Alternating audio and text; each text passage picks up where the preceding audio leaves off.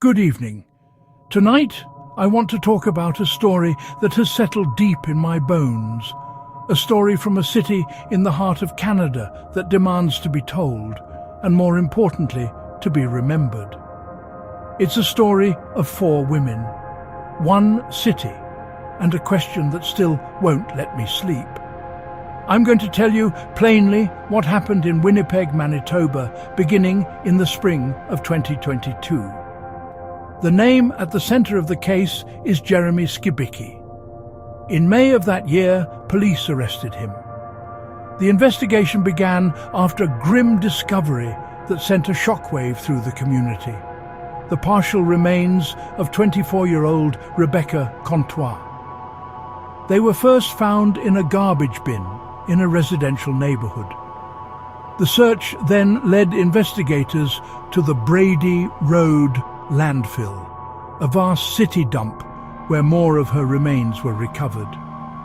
As investigators dug into Skibicki's life and movements, the picture darkened considerably. They weren't just investigating one death, they were uncovering a pattern of violence. Soon, 3 other names were connected to him.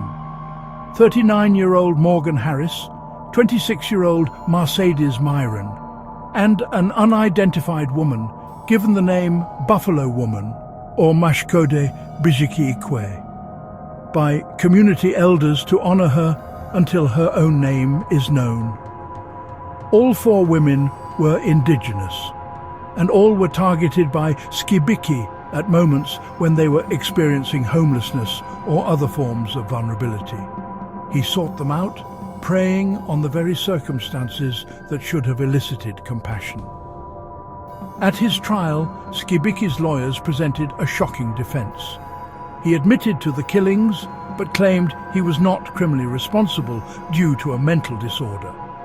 But prosecutors painted a very different picture, one of a calculated and methodical predator. They showed a pattern.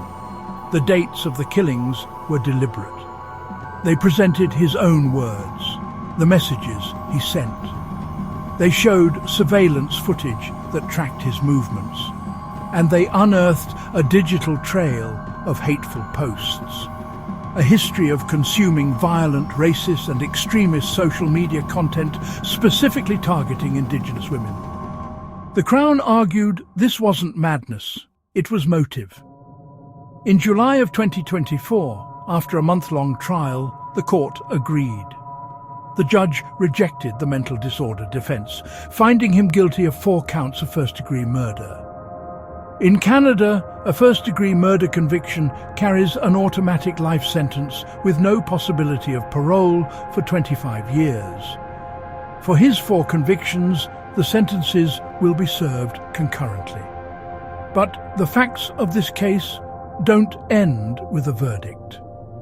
For the families, the agony is far from over. 2 families still don't have their loved ones' remains. They have no place to lay them to rest, no sacred ground to visit. Authorities believe the remains of Morgan Harris and Mercedes Myron are buried somewhere in the Prairie Green landfill, another site north of Winnipeg. And Buffalo Woman has still not been identified. Her family doesn't even know she is gone. Think about that for a moment. Justice on paper, a conviction secured, but no closure. No place to grieve properly. This case has forced a long overdue and difficult conversation in Canada, shining a harsh light on the national crisis of missing and murdered Indigenous women and girls.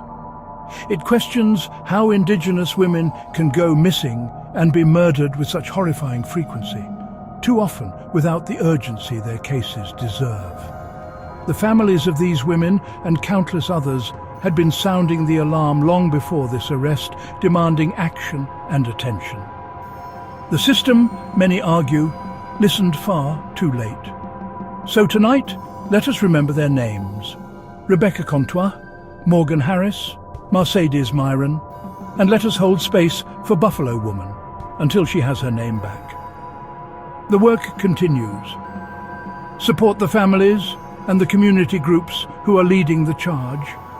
They are fighting for searches of the landfills, a monumental but necessary task to bring their daughters home. They are fighting for the identification of Buffalo Woman. And they are fighting for real protection, for systemic changes so that no other family has to endure this pain. On a personal level, if you see someone who is vulnerable, don't look away. Ask how you can help. A small act of connection can make a world of difference. And if you hear hate, whether online or in person, push back. Silence is complicity. I'm an old man.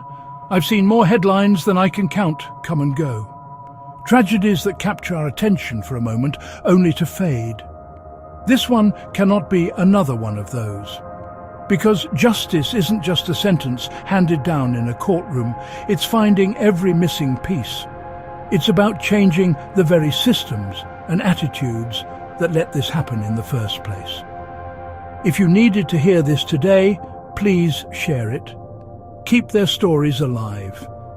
And if you are hurting, if this story touches a painful place for you, please reach out. Talk to a friend. Call a hotline. Visit a community center. You are not alone in your grief or your anger. Stay kind. Stay watchful. And please remember their names. Subscribe for more content that matters. Thank you.